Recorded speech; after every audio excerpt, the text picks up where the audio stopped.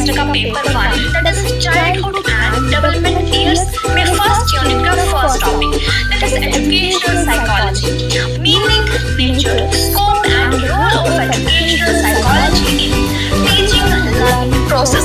सो ये बहुत important question है और इससे बहुत बार और मैक्सिमम हर बार क्वेश्चन आया है आपके एग्जाम्स में, तो ये आपको प्रिपेयर करना ही है।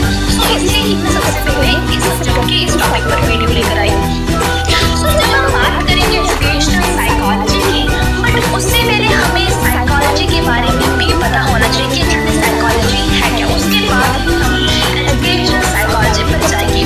तो कुछ प्रोनाउंस करते हैं साइकोलॉजी और कुछ करते हैं साइकोलॉजी, यहाँ पर डिपेंड करता है कि आप किस तरह से बोलोगे, बट साइकोलॉजी उसकी सेम ही रहेगी। तो इसके हम मीनिंग के बारे में बात करेंगे, देन हम कुछ डेफिनेशंस देखेंगे जो कुछ साइकोलॉजिस्ट ने दी है।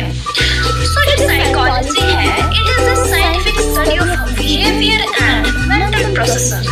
जो साइकोलॉजी है वो साइंटिफिक स्टडी है जिसकी बिहेवियर की, जिस तरह से हम बिहेव करते हैं उसको साइकोलॉजी स्टडी करती है, और जो भी हमारे मेंटल प्रोसेस है उसको भी स्टडी करती है।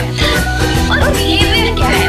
Behaviour is an action that other people can observe और मेजर, जिसको कोई दूसरा पर्सन जो है वो मेजर कर सके और ऑब्जर्व कर सके।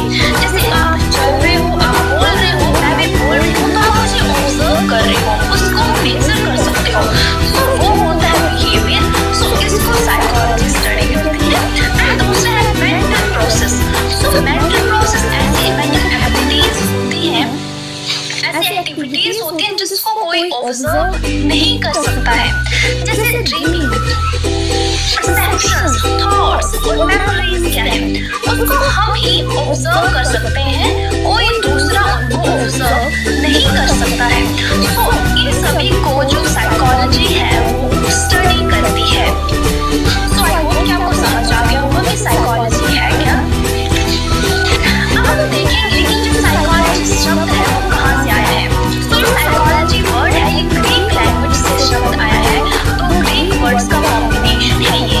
First one is psyche and second one is logos. तो जो शब्द है साइकी उसका मतलब होता है स्पिरिट या फिर सोल, और लोगस का मतलब होता है स्टडी। तो जो साइकोलॉजी है वो है स्टडी ऑफ सोल, आत्मा की स्टडी है साइकोलॉजी।